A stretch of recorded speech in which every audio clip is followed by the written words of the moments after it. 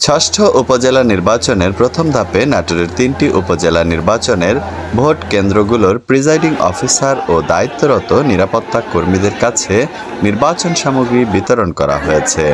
আজ মঙ্গলবার বেলা ১১টার দিকে ভোট কেন্দ্রগুলোর প্রিজাইডিং অফিসার ও দায়িত্বরত নিরাপত্তা কর্মীদের কাছে রিটার্নিং অফিসার এসব সামগ্রী হস্তান্তর করেন।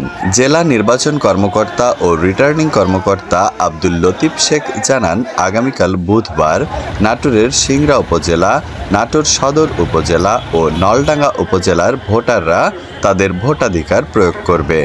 এর মধ্যে সিংড়া উপজেলার চেয়ারম্যান পদে বিনা প্রতিদ্বন্দ্বিতায় নির্বাচিত হওয়ায় ওই উপজেলায় ভাইস চেয়ারম্যান ও মহিলা ভাইস চেয়ারম্যান পদে নির্বাচন হবে।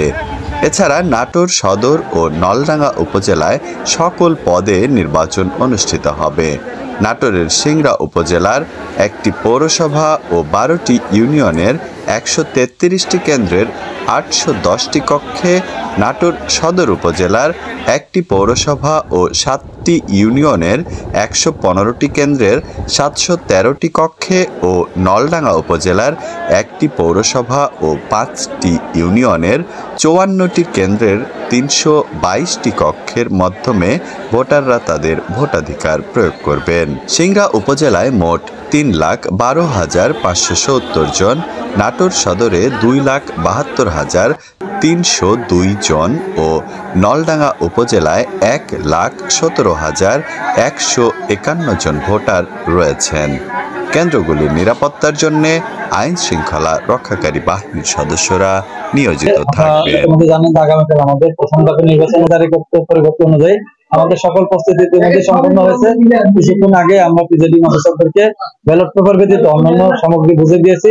পুলিশ এবং আনসার সহ তাদেরকে নিয়ে তারা কেন্দ্রের দিকে রওনা দিয়ে দিয়েছে এবং কিছু কিছু যারা এখনো যায়নি তারা আস্তে আস্তে কিছুক্ষণের মধ্যে কেন্দ্র চলে যাবে এবং কেন্দ্রে যাওয়ার পর যে প্রাসঙ্গিক যে কার্যক্রমগুলো আছে কেন্দ্র ব্যবস্থাপনা সেগুলো তারা প্রস্তুত করবে এবং আগামীকাল ভোরবেলা আমরা ব্যালট পেপার সংশ্লিষ্ট একটা নির্দিষ্ট জায়গায় দিব, সেখান থেকে প্রিজাইডিং অফিসার বা তার দায়িত্বে যিনি থাকবেন উনি এসে নিয়ে যাবো। আমরা আশাবাদী আগামীকাল একটা ভালো নির্বাচন আমরা উপহার দিতে পারবো।